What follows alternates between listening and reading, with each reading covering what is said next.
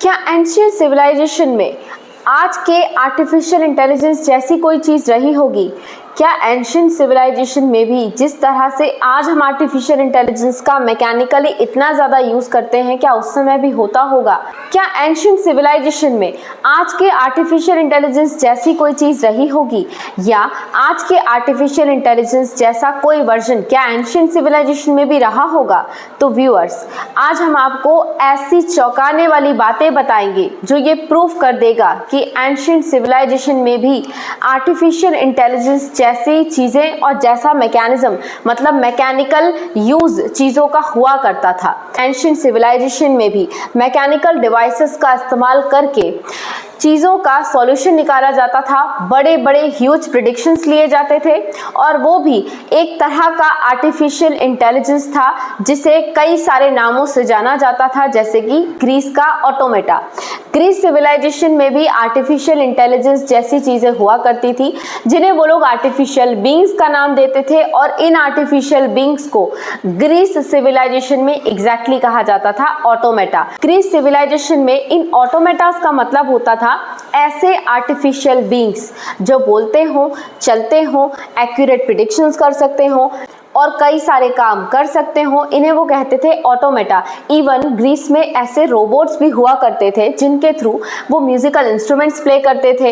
यही robots Greece में doors को ओपन करने, बंद करने के काम भी आया करते थे। आज के ज़माने के रोबोट्स ग्रीस सिविलाइजेशन में, उसके एंशियंट सिविलाइजेशन में हुआ करते थे और उन्हें ऑटोमेटा के नाम से जाना जाता था। ऐसा ही एक ऑटोमेटा का मैकेनिज्म ग्रीस सिविलाइजेशन में था, उसे कहा जाता था एंटीकाइथरा मैकेनिज्म। और ये जो एंटीकाइथरा मैकेनिज्म था ग्रीस का, इसके थ्रू ग्रीस में कई सारी सेलेस्टियल बॉडीज के इवेंट्स को स्टडी करना, उनको समझना, उनके एक्यूरेट प्रिडिक्शंस लेना, ये सारे काम इस एंटीकाइथरा मैकेनिज्म से ग्रीस में किए जाते थे, जो कि एक तरह का ऑटोमेटा था, मतलब एक आर्टिफिशियल बीइंग। और इस एंटीकाइथरा मैकेनिज्म के थ्रू 2000 साल पुरानी स्टडीज भी आराम से की जा सकती थी, मतलब 2 साल पुराने कोई भी सेलेस्टियल इवेंट को आराम से एंटीकाइथरा मैकेनिज्म करके बता देता था। ग्रीस का एक आइलैंड हुआ करता था और उस आइलैंड पर एक शिपरैक मिली थी। उस शिपरैक में ही डिस्कवर हुआ था ये एंटीकाइथरा मैकेनिज्म, मतलब एक ऑटोमेटेड मशीन।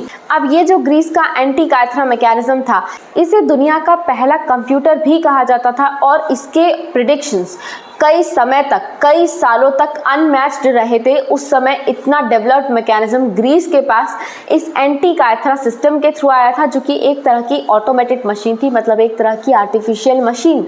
इसी तरह से ग्रीक के कुछ फिलोसोफर्स भी थे जिनका नाम था प्लेटो और एरिस्टोटल। इन फिलोसोफर्स ने भी आर्टिफिशियल बीइंग और आर्टिफिशियल इंटेलिजेंस जैसी कुछ चीज़ें थीं, इनके बारे में उन्होंने भी मेंशन किया है। इसी तरह से चाइना में भी एंशियंट टाइम पर उन्होंने एक सिस्मोग्राफ बनाया था, जिसके थ्रू वो अर्थक्वेक के प्रिडिक्शंस लेते थे, मतलब अर्थक्वेक की सिस्मिक एक्टिविटीज़ को नोट डाउन कर सकते थे, जिसे हम आज कर पाते हैं सिस्मोग्राफ के थ्रू। तो उस समय भी एंशियंट सिविलाइजेशन में भी चाइना में सिस्मोग्राफ डिस्कवर हो चुका था, मतलब एक तरह का आर्टिफिशियल इंटेलिजेंस। ऐसी ही एक डिवाइस पार्थियन एम्पायर के पास भी हुआ करती थी, जिसे कहा जाता था बगदाद बैटरी। ये भी एंशियंट सिविलाइजेशन में था। इस बगदाद बैटरी को पार्थियन बैटरी भी कहा जाता था। इसका जो भी यूज था वो तो डिबेटेबल है, मतलब बगदाद बैटरी का किस तरह से इस्तेमाल किया जाता था इस बारे में तो कई सारे प्रेडिक्शंस लगाए जाते हैं, पर बगदाद बैटरी एक तरह की आर्टिफिशियल बीइंग थी, एक तरह का ऑटोमेटा था, ये माना जाता है। अब जब हम इतने सारे एंशियंट सिविलाइजेशंस की बात कर रहे हैं, वो भी आर्टिफिशियल इंटेलिजेंस के लिए, वहाँ पर विश्व गुरु भारत की बात ना हो, ऐसा नहीं हो सकता। इंडिया में भी, इंडिया के एंशियंट टेक्स्ट में भी एक मैकेनिकल मैन के बारे में मेंशन किया गया है, जिसका मतलब होता है मैकेनिकल, ऑटोमेटिकली चलने वाला, ऑटोमेटिकली काम करने वाला एक आर्टिफिशियल बीइंग। अब भारत मुनि ने एक बुक लिखी थी जिसका नाम था यंत्र सर्वस्व। इस बुक यंत्र सर्वस्व में उन्होंने ऑटोमेटिक चीज़ों के बारे में, मशीन्स के बारे में मेंशन किया है। इसी तरह से 8th सेंचुरी के एक मैथमेटिशियन हुआ करते थे जिनका नाम था ब्रह्मगुप्त। ब्रह्मगुप्त ने भी अपनी बुक में मेंशन किया है कि कुछ मैकेनिकल कैलकुलेटर्स हुआ करते थे, और उन्होंने इस मैकेनिकल कैलकुलेटर का एक नाम भी रखा था जो था चकवाला।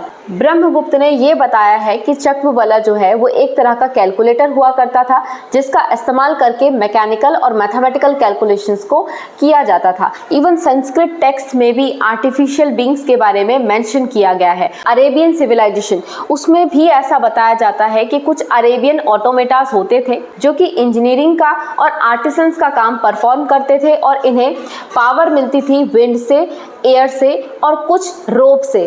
तो सभी जगह मतलब ऑलमोस्ट दुनिया के कई सारे सिविलाइजेशंस में ऑटोमेटास के बारे में यानी ऑटोमेटिक मशीन्स, जिसे हम आज आर्टिफिशियल इंटेलिजेंस भी कहते हैं, ऐसी मशीन्स पहले भी हुआ करती थी एंशिएंट सिविलाइजेशन में।